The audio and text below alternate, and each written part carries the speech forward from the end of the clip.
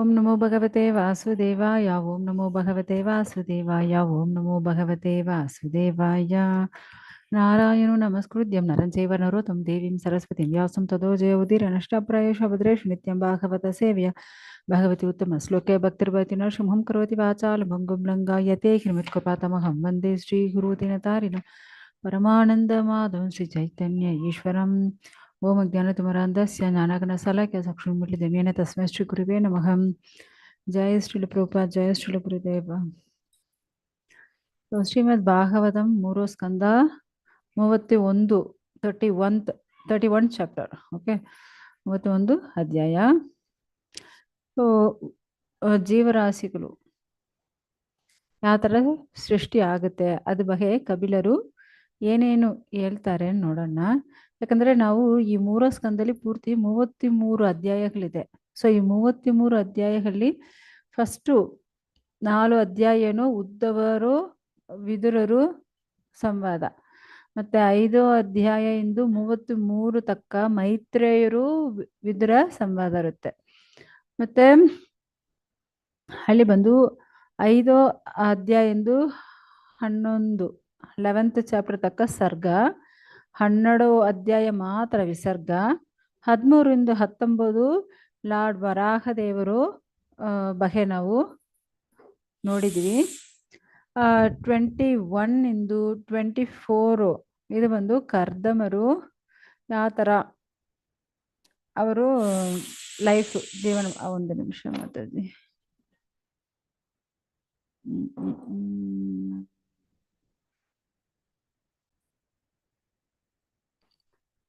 So ಕರ್ದಮರು ಯಾವ ಥರ ಅವರು ಫ್ಯಾಮಿಲಿ ಲೈಫ್ ಯಾವ ಥರ ನಡ್ಕೊಂಡಿದ್ದಾರೆ ಅದ್ರ ಬಗ್ಗೆ ನಾವು ನೋಡಿದೀವಿ.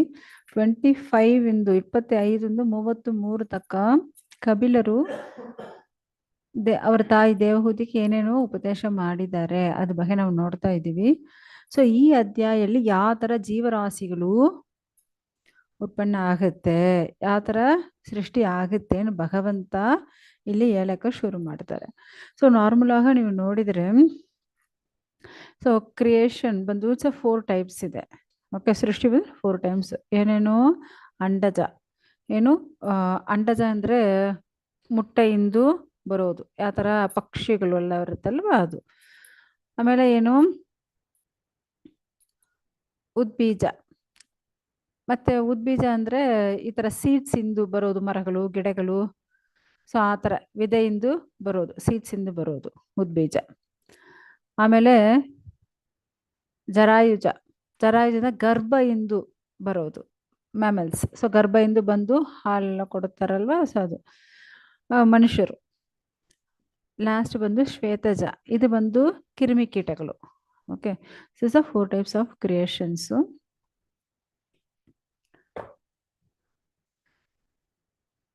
ಸೊ ಈ ಥರ ಭಗವಂತನ ಸೃಷ್ಟಿಯಿಂದ ಆ್ಯಕ್ಚುಲಿ ಈ ಅಧ್ಯಾಯಲ್ಲಿ ನಮಗೂ ಎಷ್ಟು ಶ್ಲೋಕಗಳಿದೆ ಅಂದರೆ 48 ಶ್ಲೋಕಗಳಿರುತ್ತೆ. ಇವಾಗ ನಾವು ಏನು ನೋಡಬೇಕು ಅಂದರೆ ಜರಾಯುಜ. ಸೊ ಜರಾಯುಜ ಯಾವ ಥರ ಸೃಷ್ಟಿ ಆಗುತ್ತೆ, ಯಾವ ಥರ ಉತ್ಪನ್ನ ಆಗುತ್ತೆ ಅದ್ರ ಬಗ್ಗೆ ಅವರು ಹೇಳ್ತಾ ಇದ್ದಾರೆ. ಆ ದೇವೋತ್ತಮ ಪರಮ ಪುರುಷ ಕಪಿಲರು ಬಂದು ಹೇಳಕ್ಕೆ ಶುರು ಮಾಡಿದ್ದಾರೆ. ಸೊ ಎಲ್ಲ ಜೀವರಾಶಿಗಳಿಗೆ ಆತ್ಮ ಯಾರು? ಆ ಭಗವಂತನ್ನೇ. ಈ ಥರ ಗಂಡಸರು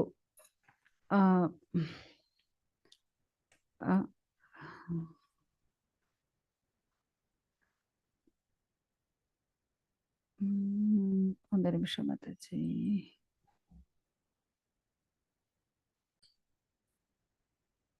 ಹರೇ ಕೃಷ್ಣ. ಸೊ ಗಂಡ ಹೆಂಡತಿ ಇಬ್ಬರು ಮದುವೆ ಆದ್ಮೇಲೆ ಅವರು ಒಟ್ಟಿಗೆ ಇರುವಾಗ ಆ ಫಸ್ಟ್ ಡೇ ಏನು ಗಂಡನ ವೀರ್ಯ ಮತ್ತೆ ಹೆಂಗಸರು ಅಂಡಾಣು 2 ಸೇರುತ್ತೆ. ಸೊ ಈ ಥರ 2 ಸೇರೋದು first day. So 5th day ಏನಾಗುತ್ತೆ ಅಂದರೆ ಆ ಥರ 2 ಸೇರಿದ್ರಲ್ವಾ, ಸೊ ಇದು 2 ಸೇರಿ ಏನು ಒಂದು ಬಬಲ್ಸ್ ಥರ, ಅದದು ಬುದ್ಧ ಬಬಲ್ಸ್ ಥರ ನೊರೆ ಥರ ಒಂದು ಫಾರ್ಮ್ ಆಗುತ್ತಂತೆ. ಓಕೆ, ಗರ್ಭ ಒಳಗಡೆ.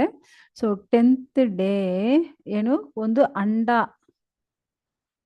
ಒಂದು ಹಣ್ಣು ರೂಪಲ್ಲಿ ಇಲ್ಲಾಂದ್ರೆ ಒಂದು ಎಗ್ ಸೈಜ್ ಇಲ್ಲಿ ಏನು ಹಳ್ಳು ಬಂದು ಉತ್ಪನ್ನ ಆಗುತ್ತೆ. ಇದು ಏನಾಗುತ್ತೆ ಅಂದ್ರೆ ಒಂದು ಆ ಜೀವನ ಯಾವ ತರ ಉತ್ಪನ್ನ ಆಗುತ್ತೆ ಇಲ್ಲಿ ಬಂದು ಕೊಟ್ಟಿದ್ದಾರೆ, ಬೇರೇನಿಲ್ಲ. ಯಾಕಂದ್ರೆ ಇದಕ್ಕೆ ಮುಂಚೆ ನಾವು ನೋಡಿದೀವಿ ಅಂಡಜ, ಉದ್ಬೀಜ, ಶ್ವೇತಜ ಅದೆಲ್ಲ. ಇವಾಗ ನಾವು ನೋಡ್ತಾ ಇರೋದೇನು ಜರಾಯುಜ, ಮನುಷ್ಯರು ಯಾವ್ದಾರ ಉತ್ಪನ್ನ ಆಗ್ತಾರೆ ಅದೇ ಇಲ್ಲಿ ನೋಡ್ತಾ ಇದೀವಿ.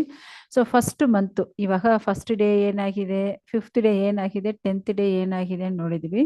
ಸೊ ಫಸ್ಟ್ ಮಂತು ಆ ಒಳಗಡೆ ಇರೋ ಮಗುಗೂ ಫಸ್ಟ್ ತಲೆ ಬರುತ್ತಂತೆ. ಸೆಕೆಂಡ್ ಮಂತು ಲಾಸ್ಟ್ ಇಲ್ಲಿ ಅದಕ್ಕೆ ಬಂದು ಪಾದಗಳು, ಕೈಗಳು ಮತ್ತೆ ಪಾದಗಳು ಇದೆಲ್ಲ ಬಂದು ಉತ್ಪನ್ನ ಆಗುತ್ತೆ. ಓಕೆ, ಸೊ 3rd ಮಂತು ಅದಕ್ಕೂ ನೇಲ್ಸು ಮತ್ತೆ ಬೆರಳು, ಕಾಲ್ ಬೆರಳು, ರೋಮಗಳು, ಎಲುಬು ಮತ್ತೆ ಚರ್ಮ, ಸೊ ಈ ತರ ಎಲ್ಲ ಉತ್ಪನ್ನ ಆಗುತ್ತೆ. ಆಮೇಲೆ ಕಣ್ಣು ಮತ್ತೆ ಶ್ವಾಸ ಮಾಡೋ ಆ ಶ್ವಾಸ ದ್ವಾರಗಳು, ಕಿವಿಗಳು, ಬಾಯಿ ಮತ್ತೆ ಜನನೇಂದ್ರಿಯಗಳು. ಓಕೆ, ಸೊ ಆಮೇಲೆ ಮಲ ಜಲ ಕಳಿಸೋದು, ಸೊ ಇದೆಲ್ಲ ಉತ್ಪನ್ನ ಆಗುತ್ತಂತೆ. ಓಕೆ, ಸೊ ಆಮೇಲೆ ನಮಗೂ 4th ಮಂತು ನಮಗೂ ಏನು ಉತ್ಪನ್ನ ಆಗುತ್ತೆ ಅಂದ್ರೆ 7 ಧಾತುಗಳು ಉತ್ಪನ್ನ ಆಗುತ್ತೆ. ಸೊ 7 ಧಾತುಗಳು ಅಂದ್ರೆ ಏನು ಅಂದ್ರೆ ರಸತಾದು, ರಕ್ತತಾದು, ಮಾಂಸತಾದು, ಮೇಧತಾದು, ಮತ್ತೆ ಅಸ್ಥಿತಾದು, ಮಜ್ಜತಾದು, ಶುಕ್ರತಾದು. ಸೊ ಏನು ಅಂದ್ರೆ ಏನು ಅದೇ ಪ್ಲಾಸ್ಮಾನ್ ಹೇಳ್ತಾರಲ್ವಾ, ಸೊ ಅದು ರಸತಾದು. ಆಮೇಲೆ ರಕ್ತ ಮತ್ತೆ ಮಾಂಸ ಮತ್ತೆ ಕೊಬ್ಬು, ಎಲುಬು ಮಜ್ಜೆ ಮತ್ತೆ ಸಂತತಿ ಉತ್ಪತ್ತಿ ಮಾಡೋ ಆ ವಸ್ತುಗಳು, ವೀರ್ಯ ಅದೆಲ್ಲ ಬಂದು ಉತ್ಪನ್ನ ಆಗುತ್ತೆ. ವೀರ್ಯ, ಅಂಡಾಣು ಇದೆಲ್ಲ ಬಂದು ಉತ್ಪನ್ನ ಆಗುತ್ತಂತೆ. ಸೊ ಈ 7 ಧಾತುಗಳು ಯಾವಾಗ 4th ಮಂತು ಉತ್ಪನ್ನ ಆಗುತ್ತೆ. ಓಕೆ, ಆಮೇಲೆ ಸೊ 5th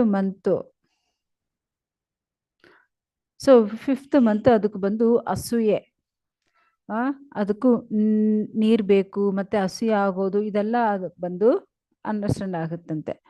ಆಮೇಲೆ 6th ಮಂತು ಅದು ಬಂದು ಒಂದು ಪೂರ್ಣ ಗರ್ಭವಾಹ ಅದು ಆಗುತ್ತಂತೆ.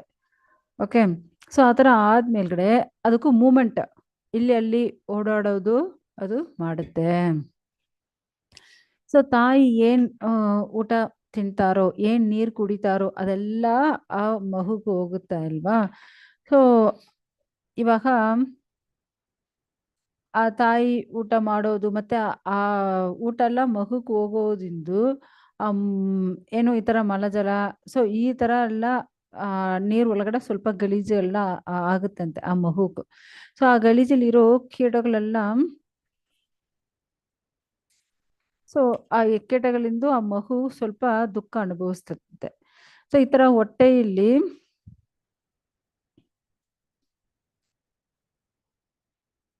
ಆ ನೀರಲ್ಲಿ ಎಷ್ಟೋ ಕ್ರಿಮಿಕೀಟಗಳಿರುತ್ತಲ್ವಾ, ಸೊ ಆ ಕ್ರಿಮಿಕೀಟಗಳೆಲ್ಲ ಆ ಮಗುವಿನ ಹಿಂಸೆ ಕೊಡುತ್ತಂತೆ. ಸೊ ಯಾಕಂದ್ರೆ ಆ ಮಗು ಎಷ್ಟು ವೆರಿ ಸಾಫ್ಟ್ ಆಗಿರುತ್ತೆ ಅಲ್ವಾ, ಸೊ ಆ ಮಗುಗೆ ಅದು ಜಾಸ್ತಿ ನೋವು ಕೊಡುತ್ತಂತೆ. ಯಾಕಂದ್ರೆ ಎಷ್ಟು ಇಟ್ಸ್ ವೆರಿ ಚಿಕ್ಕ ಮಗು ಅಲ್ವಾ, ಸೊ ಆ ಸಾಫ್ಟ್ ಆಗಿರೋ ಆ ಮಗುಗೆ ಅದು ಬಂದು ಜಾಸ್ತಿ ಪ್ರಾಬ್ಲಮ್ ಆಗಿರುತ್ತಂತೆ. ಅದೇ ತರ ತಾಯಿ ಊಟ ಮಾಡೋ ಈ ಖಾರ ಪದಾರ್ಥಗಳು, ಮತ್ತೆ ಉಪ್ಪಿನ ಪದಾರ್ಥಗಳು, ಹುಳಿಯಾಗಿ ಇರೋದು, ಸೊ ಇದೆಲ್ಲ ಬಂದು ಹೊಟ್ಟೆ ಒಳಗಡೆ ಇರೋ ಮಗುಗೂ ಜಾಸ್ತಿ ನೋವು ಕೊಡುತ್ತಂತೆ. ಅದಕ್ಕೆ ಜಾಸ್ತಿ ದುಃಖ ಅನುಭವಿಸ್ತಂತೆ ಮಗು. ಅದೇ ತರ ಆ ಗರ್ಭ ಒಳಗಡೆ ಪೂರ್ತಿ ಏನು ಜವ್ವು ತರ ಇರುತ್ತೆ, ಸೊ ಅದೆಲ್ಲ ಏನು ಆ ಮಗು ಬಂದು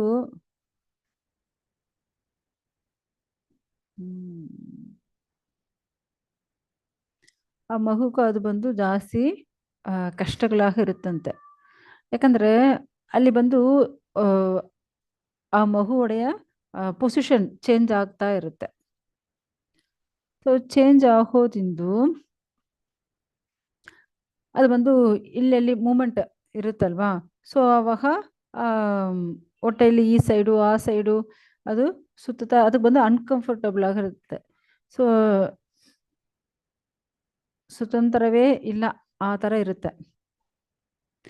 ಏನೋ ಒಂದು ಗೂಡು ಒಳಗಡೆ ಒಂದು ಪಕ್ಷಿನಿ ನಾವು ಬಂಧಿಸಿದ್ರೆ ಎಷ್ಟೊಂದು ಕಷ್ಟವಾಗಿರುತ್ತೋ ಆ ಥರ ಆ ಮಗುಗದು ಅಷ್ಟೊಂದು ಕಷ್ಟವಾಗಿರುತ್ತಂತೆ. ಬಟ್ಟು ಯಾವೊಂದು ಮಗು ಅದೃಷ್ಟವಂತರಾಗಿರುತ್ತೋ ಆ ಅದೃಷ್ಟವಂತ ಮಗುಗೂ ಅದು ಇದಕ್ಕೆ ಮುಂಚೆ ತಗೊಂಡಿದ್ದ 100 ಜನ್ಮಗಳು ಅದಕ್ಕೂ ಜ್ಞಾಪಕ ಬಂದ್ಬಿಡುತ್ತಂತೆ. ಸೊ 100 ಜನ್ಮಗಳು ಏನೇನೇ ಜನ್ಮ ತಗೊಂಡಿದೋ, ಏನೇನು ಕಷ್ಟಗಳು ಅನುಭವಿಸಿದೋ ಅದೆಲ್ಲ ಆ ಮಗುಗೂ ನೆನಪು ಬಂದು ಅದಕ್ಕೂ ಶಾಂತಿಯೇ ಸಿಕ್ಕಲ್ಲಂತೆ, ಅಷ್ಟು ದುಃಖ ಪಡುತ್ತಂತೆ. ಓ ಭಗವಂತ ನೋಡಿಕೊಳ್ಳಿ, ಆ 7 ಮಂತ್ ಮಗು, ಆ ಮಗುಗೆ ಎಷ್ಟೆಲ್ಲ ಪ್ರಶ್ನೆ ನೋಡಿ. ಸೊ ಇವಾಗ ಅದಕ್ಕೂ ಆ ಪ್ರಜ್ಞೆಯು ಬಂದ್ಬಿಟ್ಟಿದೆ. 7th ಮಂತಲ್ಲಿ ಏನ್ ಬಂದ್ಬಿಟ್ಟಿದೆ? ಪ್ರಜ್ಞೆ ಬಂದ್ಬಿಟ್ಟಿದೆ. ಸೊ ಆ ಪ್ರಜ್ಞೆ ಬಂದಿರೋದಿಂದು ಆ ಮಗುಗೂ ಪೂರ್ತಿ ಏನೇನ್ ನಡೀತೋ, ಯಾವ ಜನ್ಮಲ್ಲಿ ಏನೇನೇ ಕಷ್ಟ ಅನುಭವ ಎಲ್ಲ ಅದಕ್ಕೂ ನೆನಪು ಬಂದ್ಬಿಟ್ಟಿದೆ. ಯಾಕಂದ್ರೆ ಅದ್ ಒಳಗಡೆ ಆ ಗಾಳಿ ಎಲ್ಲ ಇರುತ್ತೆ, ಆ ಹೊಟ್ಟೆ ಒಳಗಡೆ ಕ್ರಿಮಿ ಕೀಟಗಳು, ಸೊ ಎಲ್ಲ ಪ್ರಾಬ್ಲಮ್ ಅದು ಬಂದು ಅನುಭವಿಸ್ತಂತೆ. ಸೊ ಈ ತರ ಅನುಭವಿಸುವಾಗ ಆ ಭಗವಂತನೇ ನೆನೆಸ್ಕೊಂಡು ಈ ತರ ಪ್ರಾರ್ಥನೆ ಮಾಡುತ್ತಂತೆ. ಓ ದೇವೋತ್ತಮ ಪರಮ ಪುರುಷ, ಯಾಕೆ ನಾವು ಇದು ಒಳಗಡೆ ನಾವು ಬಂದಿದ್ದೀವಿ. ಸೊ ಇವಾಗ ಅದು ಪ್ರಾರ್ಥನೆ ಮಾಡೋದೇ ಬರುತ್ತೆ. ಆ ಗರ್ಭಲ್ಲಿ ಇರೋ ಆ ಶಿಶು ಇವಾಗ ಪ್ರಾರ್ಥನೆ ಮಾಡಕ್ಕೆ ಶುರು ಮಾಡುತ್ತಂತೆ. ಸೊ ಏನ್ ಪ್ರಾರ್ಥನೆ ಮಾಡುತ್ತೆ ಗೊತ್ತಾ? ಓ ದೇವೋತ್ತಮ ಪರಮ ಪುರುಷ, ನಮ್ನಿ ದಯವಿಟ್ಟು ನಾವು ಬಂದು ನಿಮ್ ಕಮಲದ ಹೂ ತರ ಇರೋ ನಿಮ್ ಪಾದಗಳಿಗೆ ನಾವು ಶರಣಾಗತರಾಗ್ತೀನಿ. ಓ ದೇವೋತ್ತಮ, ನಮ್ನಿ ದಯವಿಟ್ಟು ಇಲ್ಲಿಂದ ಇಲ್ಲೇ ತಗೊಂಡ್ಬಿಡಿ. ನಮಗೂ ಏನೋ ಮತ್ತೆ ಜನ್ಮ ತಗೊಂಡು ಕಷ್ಟ ಅನುಭವಿಸೋದು ಇಷ್ಟ ಇಲ್ಲ. ನಮಗೂ ಇಲ್ಲಿಂದ ಬಿಡುಗಡೆ ಕೊಡಿ ಸ್ವಾಮಿ. ಆ ತರ ಅದು ಬಂದು ಪ್ರಾರ್ಥನೆ ಮಾಡುತ್ತಂತೆ. ಸೊ ಆಕ್ಚುಲಿ ಈ ತರ ಒಂದು ಜೀವಾತ್ಮ ಕರ್ಮ ಇರುತ್ತೋ ಆ ಜೀವಾತ್ಮಗಳು ಈ ತರ ಹುಟ್ಟುತ್ತಂತೆ.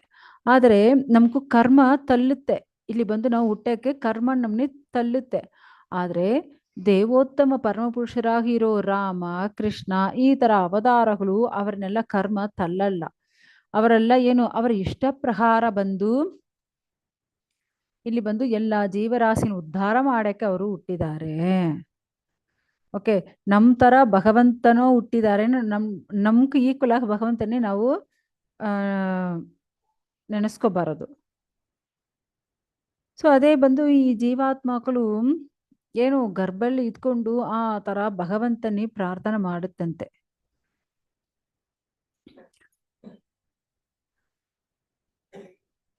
ಓ ದೇವೋತ್ತಮ ಪರಮ ಪುರುಷ, ಇವಾಗ ನಾವು ಶುದ್ಧ ಆತ್ಮವಾಗ ಇದ್ದೀನಿ.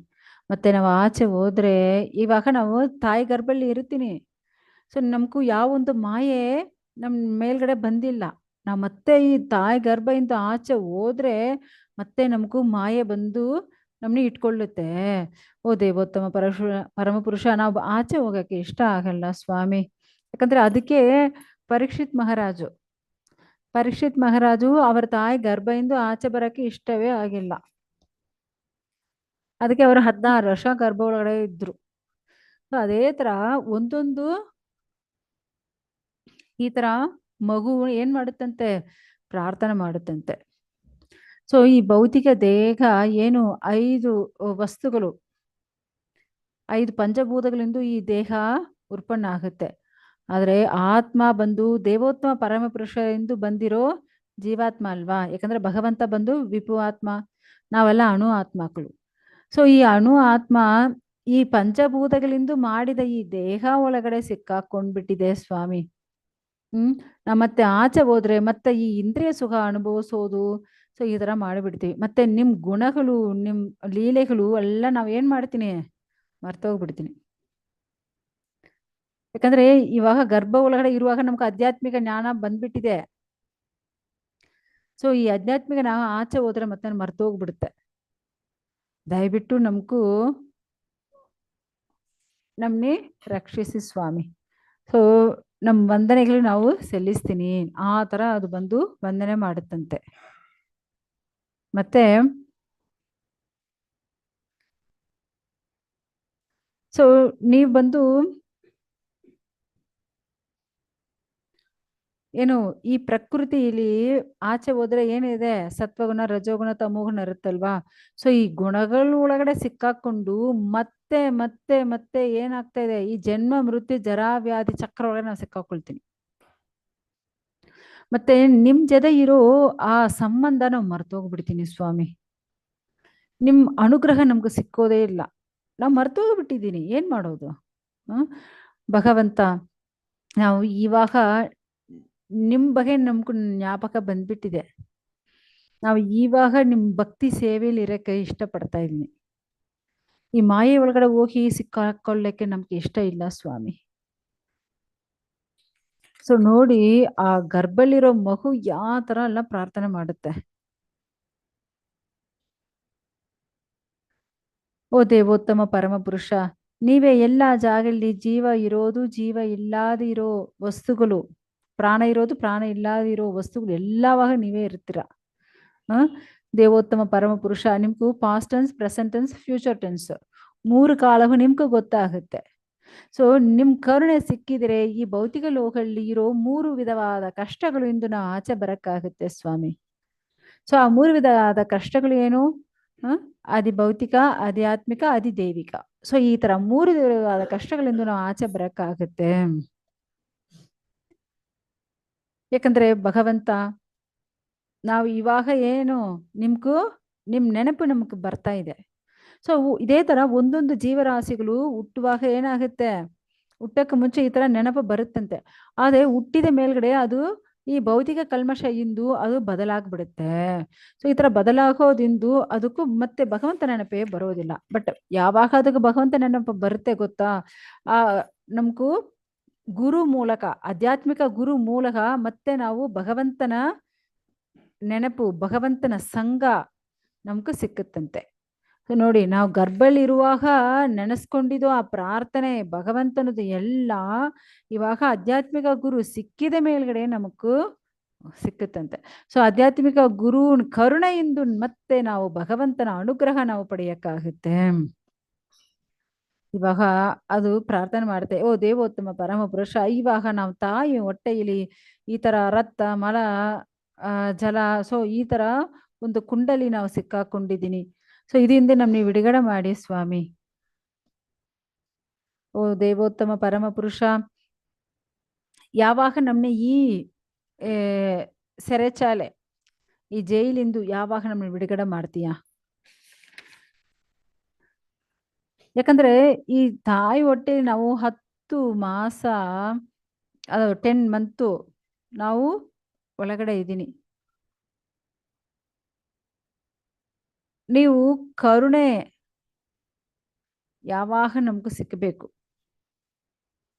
ಯಾಕಂದ್ರೆ ಭಗವಂತ, ನೀವೇ ಎಲ್ಲಾ ಜೀವರಾಶಿಗಳಿಗೂ ಸ್ನೇಹಿತ. ನಿಮ್ ಅಕಾರಣವಾದ ಕರುಣೆಯಿಂದು ಇವಾಗ ನಾವು ನಿಮ್ಗೂ ಪ್ರಾರ್ಥನೆ ಮಾಡ್ತಾ ಇದ್ದೀನಿ. ನಮ್ ಮನಸಾರ ನಿಮ್ಗೂ ಬೇಡ್ಕೊಳ್ತಾ ಇದ್ದೀನಿ ಸ್ವಾಮಿ.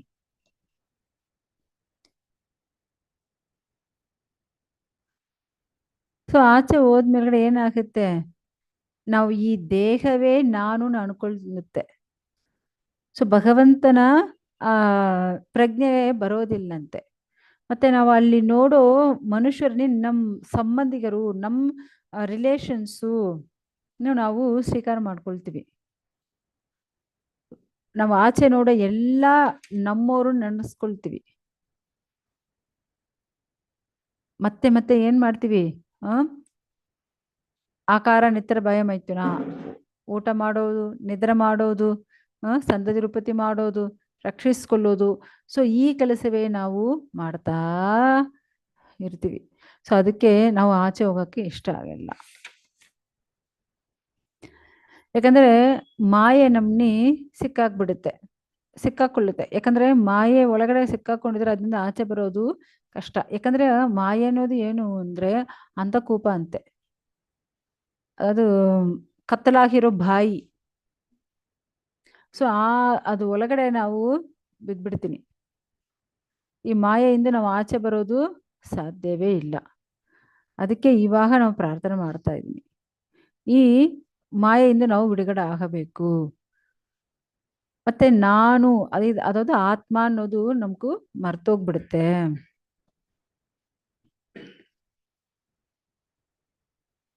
ನಾವು ಅಜ್ಞಾನ ಒಳಗಡೆ ಸಿಕ್ಕಾಕೊಳ್ತೀನಿ. ಓ ದೇವೋತ್ತಮ ಪರಮ ಪುರುಷ, ನೀವು ಈ ಕಮಲದ ಹೂ ತರ ಇರೋ ನಿಮ್ ಪಾದಲ್ಲಿ ನಾವು ಶರಣಾಗ್ತಾ ಇದ್ದೀನಿ. ನಮ್ಮ ಮನಸ್ಸಲ್ಲಿ ಯಾವಾಗ ನಿಮ್ ನೆನಪೇ ಇದೆ ಸ್ವಾಮಿ. ಈ ದಯವಿಟ್ಟು ಈ ಜನ್ಮ ಮೃತ್ಯು ಜರಾ ವ್ಯಾಧಿಯಿಂದ ನಮ್ನೆ ಬಿಡುಗಡೆ ಮಾಡಿ, ಇದರಿಂದ ನಮ್ನೆ ರಕ್ಷಿಸಿ ಸ್ವಾಮಿನು ಬೇಡ್ಕೊಳ್ತಾ ಇದೆ ಅಂತೆ. ಮತ್ತೆ ಕಪಿಲರು ಮತ್ತೆ ಏನ್ ಮಾತಾಡ್ತಾರೆ ಗೊತ್ತಾ? ಸೊ ಈ ತರ ಬೇಡ್ಕೊಳ್ಳುತ್ತೆ, ಭಗವಂತ ನಮ್ನೆ ಆಚೆ ಕಳಿಸಿಬಿಡಿ, ನಾವು ನಿಮ್ಗೆ ಭಕ್ತಿ ಮಾಡ್ತೀನಿ. ಅದು ಮಾಡುತ್ತಂತೆ ಜೀವಾತ್ಮ. ಸೊ ಆಚೆ ಬಂದ್ಮೇಲೆ ಏನಾಗುತ್ತೆ, ಭಗವಂತ ಹತ್ರ ಏನ್ ಪ್ರಾರ್ಥನೆ ಮಾಡಿದೋ ಭಗವಂತನೇ ಮರ್ತೋಗ್ಬಿಡುತ್ತೆ. ಭಗವಂತನ ಮರ್ತು ಹೋಗ್ಬಿಟ್ಟಿದೆ. ಮತ್ತೆ ಭಗವಂತ ಹತ್ರ ಏನ್ ಪ್ರಾರ್ಥನೆ ಮಾಡಿ ಅದು ಮರ್ತು ಹೋಗ್ಬಿಡುತ್ತೆ. ಸೊ ಇವಾಗ ಆ ಮಗು ಆಚೆ ಬಂದ್ಮೇಲ್ಗಡೆ ಏನಾಗುತ್ತೆ, ಸೊ ಇವಾಗ 10 ಮಾಸ ಕಂಪ್ಲೀಟ್ ಆಗಿದೆ. ಸೊ ಗರ್ಭ ಇಂದು ಆಕ್ಚುಲಿ ನೀವು ನೋಡಿದ್ರೆ ಆ ಮಗು ಬಂದು ಏನು ಏನು ರೈಟ್ ಸೈಡು ಸುತ್ತುವಾಗ ಅದು ಬಂದು ಗಂಡಸರು, ಅದಾದ ಏನು ಬಾಯ್ ಬೇಬಿನೇ ಹೇಳ್ತಾರಂತೆ. ಸೊ ಲೆಫ್ಟ್ ಸೈಡು ಸುತ್ತುವಾಗ ಅದೇನೋ ಗರ್ಲ್ ಬೇಬಿನೇ ಹೇಳ್ತಾರಂತೆ. ಸೊ ಈ ಥರ ಎಲ್ಲ ಇರುತ್ತೆ. ಆದರೆ ಈ ಥರ ಎಲ್ಲ ಸುತ್ತಬಿಟ್ಟು ಈ ಥರ ಎಲ್ಲ ಪ್ರಾರ್ಥನೆ ಮಾಡಿಬಿಟ್ಟು ಆಮೇಲೆ ಏನಾಗುತ್ತೆ, 10 ಮಾಸ ಆಮೇಲೆ ಭಗವಂತನ ಕೃಪೆಯಿಂದ, ಭಗವಂತನ ಅನುಗ್ರಹದಿಂದ ಆ ಮಗು ಆಚೆ ಬರುತ್ತೆ. ಸೊ ಆ ಥರ ಹುಟ್ಟಿದ ಮೇಲ್ಗಡೆ ಅದು ಹುಟ್ಟೋದೇ ಯಾವ ಥರ ಉಲ್ಟಾವಾಗಿ ಹುಟ್ಟುತ್ತೆ. ಫಸ್ಟ್ ತಲೆ ಆಚೆ ಬರುತ್ತೆ, ಆವಾಗ ಅದಕ್ಕೂ ಪ್ರಾಣ ಸಂಕಟ ಆಗುತ್ತಂತೆ. ಏನೋ ಶ್ವಾಸ ಮಾಡೋದು ಕಷ್ಟ ಆಗುತ್ತಂತೆ. ಆ ಗರ್ಭದಿಂದ ಆಚೆ ಬರೋದು ಅಷ್ಟೊಂದು ದುಃಖಕರವಾದ ವಿಷಯವಾಗಿರುತ್ತಂತೆ. ಆ ಕಾಲದಲ್ಲಿ ನೀವು ನೋಡಿದ್ರೆ ಮನೆಯಲ್ಲಿ ಎಲ್ಲ ಡೆಲಿವರಿ ಮಾಡ್ತಾರೆ. ಸೊ ಆ ಥರ ಮನೆಯಲ್ಲಿ ಡೆಲಿವರಿ ಮಾಡುವಾಗ ಆ ತಾಯಿಗೂ ಮಲ ಮೂತ್ರ ಮತ್ತೆ ರಕ್ತ, ಸೊ ಇದು ಜೊತೆಯೇ ಆ ಮಗು ಬಂದು ಆಚೆ ಒಂದು ಹುಳು ತರ ಬಂದು ಬೀಳುತ್ತಂತೆ. ಹುಳು ಯಾವ ತರ ಗಲೀಜಲ್ಲಿ ಇರುತ್ತೋ ಆ ತರ ಮಲ ಮೂತ್ರ ರಕ್ತ ಜೊತೆಯಲ್ಲಿ ಆ ಮಗು ಬಂದು ಬೀಳುತ್ತಂತೆ. ನೋಡಕ್ಕೆ ಅಷ್ಟೊಂದು ಕಷ್ಟವಾಗಿರುತ್ತೆ. ಸೊ ನೋಡಿ, ಹುಟ್ಟುವಾಗನೇ ಈ ತರ ಏನೋ ಉಲ್ಟಾವಾಗಿ ಹುಡ್ತಾ ಇದೀವಿ, ಅದು ಈ ತರ ಮಲ ಜಲ ರಕ್ತ ಜೊತೆಯಲ್ಲಿ ಬಂದು ಬೀಳ್ತಾ ಇದೀನಿ. ಸೊ ನೋಡಿ, ಆಚೆ ಬಂದಿದ್ದೀನ ಆಯ್ತು, ಮಾಯೆ ಒಳಗಡೆ ಸಿಕ್ಕಾಗ್ಬಿಟ್ಟಿದೆ. ಸೊ ಈ ತರ ಮಗು ಆಚೆ ಬಂದ ಮೇಲ್ಗಡೆ ಅದೇನಾಗುತ್ತೆ, ಅದನ್ನ ಯಾರೆಲ್ಲ ಎತ್ಕೊಳ್ತಾರೋ, ಯಾರೆಲ್ಲ ರಕ್ಷಿಸ್ತಾರೋ ಅವರೇ ಅವ್ರಿಗೂ ಶ್ರೇಷ್ಠ, ಅವರೇ ಅವ್ರಿಗೂ ಇಷ್ಟ, ಅವರೇ ಅವ್ರಿಗೂ ಪ್ರಿಯ ಅನ್ನೋ ಆ ಥರ ಚೇಂಜ್ ಆಗ್ಬಿಡುತ್ತಂತೆ.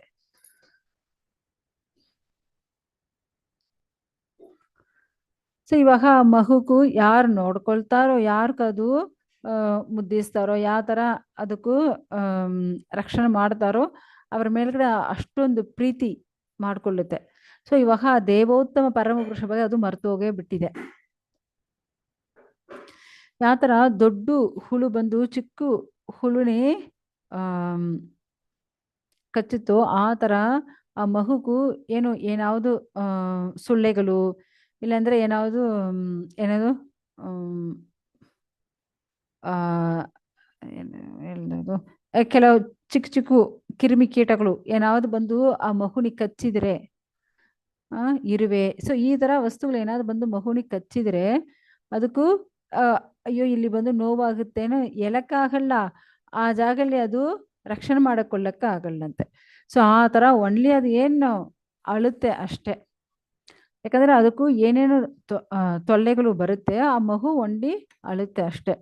ಸೊ ಅವಾಗ ಅವರ ತಾಯಿ ಬಂದು ಅದು ಏನಾಗಿದೆ ಅವರೇ ನೋಡಬೇಕು. ಯಾಕಂದ್ರೆ ಅವ್ರನ್ನೇ ರಕ್ಷಣೆ ಮಾಡ್ಕೊಳ್ಳಿಕ್ಕೆ ಆ ಮಗುಗೂ ಆಗಲ್ಲ. ಎಷ್ಟು ಅಜ್ಞಾನಲ್ಲಿ ಹುಡ್ತಾರೆ ನೋಡಿ. ಆ ಮೇಲ್ಗಡೆ ಅದು ಯಾರು ಕಚ್ಚಿದೆಯೋ ಅದ್ ಮೇಲ್ಗಡೆ ಕೋಪ ಪಡಕ್ಕಾಗಲ್ಲ. ಒನ್ಲಿ ವೇದನೆ ದುಃಖವೇ ಅನುಭವಿಸಕ್ಕಾಗುತ್ತೆ. ಸೊ ಈ ತರ ಹುಟ್ಟಿದ ಒಂದು ಜೀವರಾಶಿ ಏನು ಪೋಲಿ ಗೌರವ, ಕೋಪ, ಇದೆಲ್ಲ ಬಂದ್ಬಿಡುತ್ತೆ. ಅದದು ದೊಡ್ಡೋರು ಆಗುವಾಗ ಏನಾಗುತ್ತೆ ಇದೆಲ್ಲ ಅದಕ್ಕೂ ಎಕ್ಸ್ಟ್ರಾ ಬಂದ್ಬಿಡುತ್ತೆ. ಯಾಕಂದ್ರೆ ಈ ದೇಹವೇ ಪಂಚಭೂತದಿಂದ ಮಾಡಿದ ದೇಹ ಅಲ್ವಾ. ಸೊ ಈ ಪಂಚಭೂತದಿಂದ ಮಾಡಿದ ಈ ದೇಹಕ್ಕೂ ಆತ್ಮ ಇಂಪಾರ್ಟೆಂಟ್ ಅನ್ನೋದು ಮರ್ತೋಗ್ಬಿಡುತ್ತೆ. ಅದು ದೊಡ್ಡದು ಆಗುವಾಗ ಏನಾಗುತ್ತೆ ಎಲ್ಲ ಮರ್ತಾ ಹೋಗ್ಬಿಟ್ಟು ಅದು ಅಜ್ಞಾನಲ್ಲಿ ಇರುತ್ತಂತೆ. ಸೊ ಆಕ್ಚುಲಿ ಒಂದೊಂದು ಜೀವಾತ್ಮಕ್ಕೂ ಜಾಸ್ತಿ ಕಷ್ಟ ಕೊಡೋದು ಮೂಲಾಧಾರ ಏನು ಅಂದ್ರೆ ಅಜ್ಞಾನ ಅಂತೆ. ಯಾಕಂದ್ರೆ ನಾವು ಗರ್ಭದಲ್ಲಿರುವಾಗ ಎಷ್ಟು ಜ್ಞಾನವಾಗ ನಾವು ಯೋಚನೆ ಮಾಡಿದೀವಿ. ಅದೇ ಆ ಗರ್ಭದಿಂದ ಆಚೆ ಬಂದ್ಮೇಲ್ಗಡೆ ಅಜ್ಞಾನ ನಮ್ನಿ ಸಿಕ್ಕಾಕೊಳ್ಳುತ್ತೆ, ಅಜ್ಞಾನ ನಮ್ನಿ ಇಟ್ಕೊಳ್ಳುತ್ತೆ. ಸೊ ಅದರಿಂದ ನಾವು ಮತ್ತೆ ನಾವು ಈ ಜನ್ಮ ಮೃತ್ಯು ಜರಾವ್ಯಾಧಿ ಒಳಗಡೆ ಸಿಕ್ಕಾಕೊಳ್ತೀವಿ. ನಾವು ಭಗವಂತನ ಪ್ರಜ್ಞೆನೇ ಮರೆತು ಹೋಗ್ಬಿಡ್ತೀವಿ.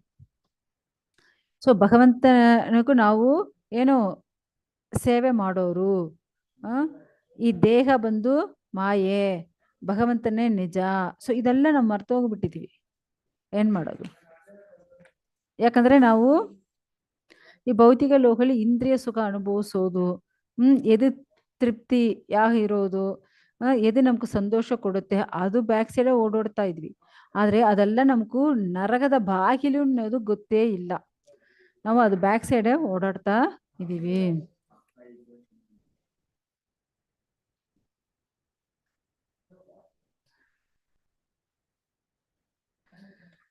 ಸೊ ನಿಜವಾದ ಅವರು ನಿಜ ಏನು, ಶುದ್ಧ ಕರುಣೆ, ಆಧ್ಯಾತ್ಮಿಕ ಜ್ಞಾನ, ತಪಸ್ಸು, ಹೊಗಳು, ಮತ್ತೆ ನಾಚಿಕೆ, ಮತ್ತೆ ಕರುಣೆ ಪಡೋದು, ಮನ್ನಿಸೋದು, ಅದೇ ನಮ್ಮ ಮನಸ್ಸು ಕಂಟ್ರೋಲ್ ಮಾಡೋದು, ಇಂದ್ರಿಯ ಕಂಟ್ರೋಲ್ ಮಾಡೋದು, ಅದೆಷ್ಟ. ಬಟ್ ಇದ್ ಬಗೆಲ್ಲ ಏನೇ ಗೊತ್ತಾಗೋದಿಲ್ಲ.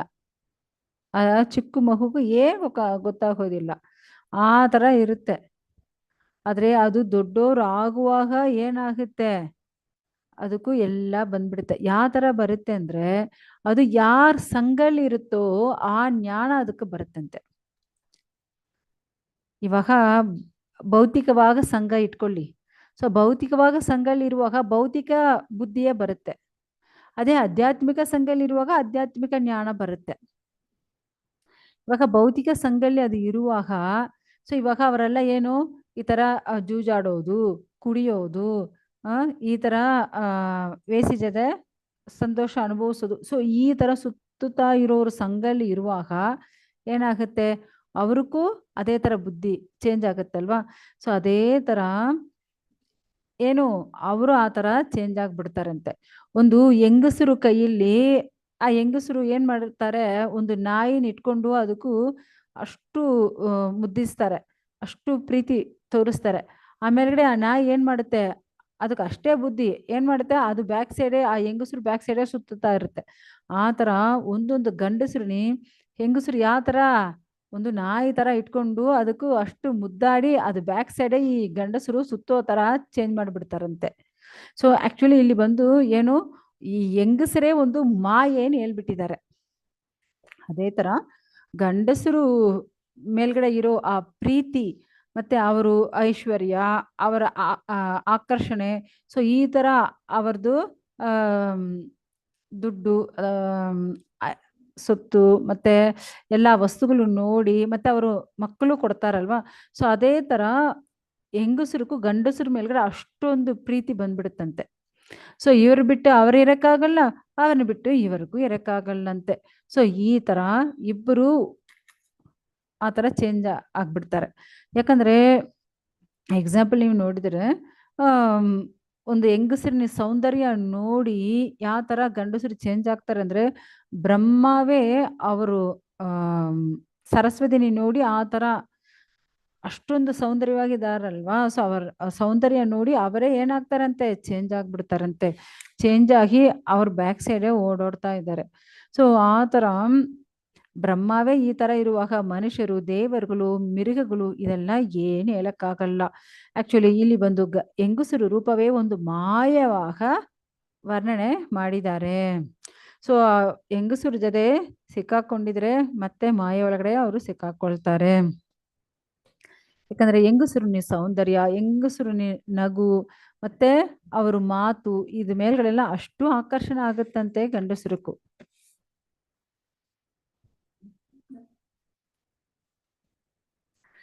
ಸೊ ಅವ್ರ ಮೇಲ್ಗಡೆ ಅಷ್ಟೊಂದು ಆಕರ್ಷಣೆ ಆಗ್ತಾರೆ.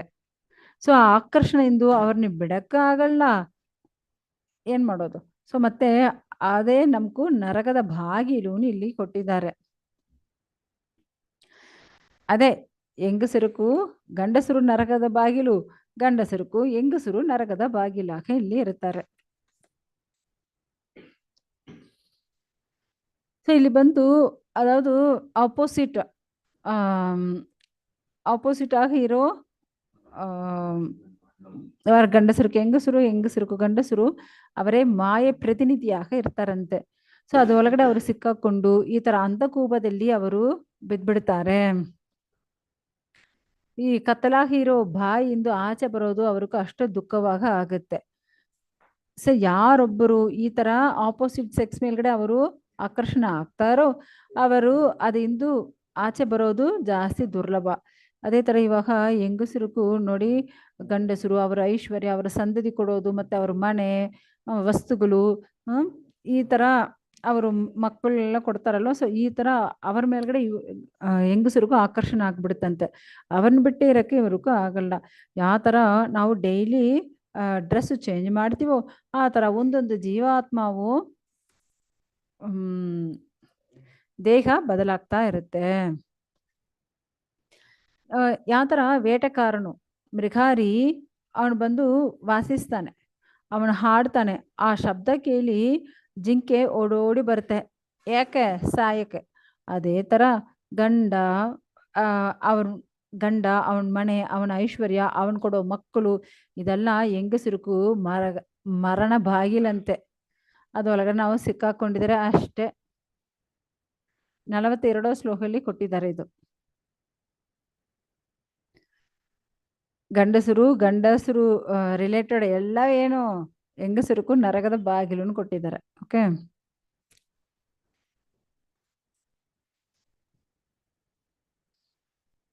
ಸೊ ಈ ತರ ಎಲ್ಲರೂ ಏನ್ ಮಾಡ್ತಾರೆ, ಇದು ಒಳಗಡೆ ಅವರು ಸಿಕ್ಕಾಕೊಳ್ತಾರೆ. ಸೊ ಆಕ್ಚುಲಿ ಇಲ್ಲಿ ಬಂದು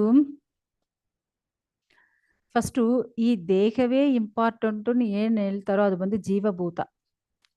ಸೊ ಈ ದೇಹ ಇಂಪಾರ್ಟೆಂಟ್ ಇಲ್ಲ, ಆ ದೇವೋತ್ತಮ ಪರಮ ಪುರುಷನೇ ಇಂಪಾರ್ಟೆಂಟು ಯಾರು ಅನ್ಕೊಳ್ತಾರೋ ಅವರೇ ಬ್ರಹ್ಮಭೂತ ಅಂತ ಹೇಳ್ತಾರೆ.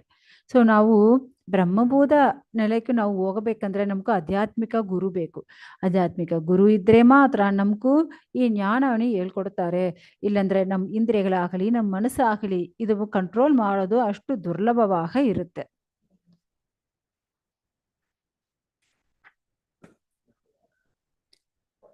ಸೊ ಯಾವ ಥರ ಇವಾಗ ಕಣ್ಣು ಹೋದ್ರೆ ನಾವು ನೋಡೋ ವಸ್ತುಗಳು ನಮಗೂ ಕಾಣಿಸಲ್ಲ ಇಲ್ವಾ. ಯಾಕಂದ್ರೆ ಅದೇನೋ ನರ್ವ್ಸ್ ಪ್ರಾಬ್ಲಮ್ ಇಂದು ನಮಗೂ ಕಣ್ಣು ಕಾಣಿಸಲ್ಲ. ಮತ್ತೆ ಆಮೇಲೆ ನಮಗೂ ಕಣ್ಣು ಆ ದೃಷ್ಟಿ ಇಂದು ನಮಗೂ ನೋಡಕ್ಕೆ ಆಗಲ್ಲ. ಆ ಥರ ಮುಟ್ಟೋ ವಸ್ತುಗಳು ನಮ್ಗೆ ಏನನ್ನು ಗೊತ್ತಾಗಿಲ್ಲ ಅಂದ್ರೆ ಆವಾಗ ಅವ್ರಿಗೂ ಮರಣ ಬಂದಿದೆ. ಸೊ ಮರಣ ಅಂದ್ರೆ ಏನು ಅಂದ್ರೆ ನೆಕ್ಸ್ಟ್ ಒಂದು ಜನ್ಮ ತಗೊಳಕ್ ಕಾರಣ ಬಾಗಿಲಂತೆ. ನೆಕ್ಸ್ಟ್ ಒಂದು ಜನ್ಮ ತಗೊಳ್ತಾರೆ, ಹುಡ್ತಾರೆ, ಅದೇ ಬಂದು ಏನು ಹುಟ್ಟೋಕು ಅನ್ನೋ ಬಾಗಿಲಾಗ ಇರುತ್ತೆ.